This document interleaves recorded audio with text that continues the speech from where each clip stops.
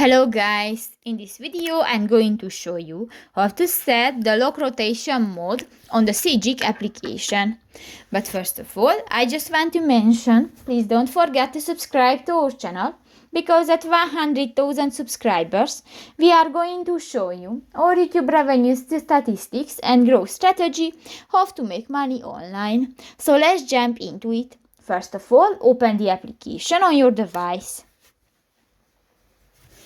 You click to the three lines at the upper right corner of the screen and click to the settings icon. In the general section you can find the view and units button. Click that and go to the full screen, the lock rotation option, under the GPS coordinates.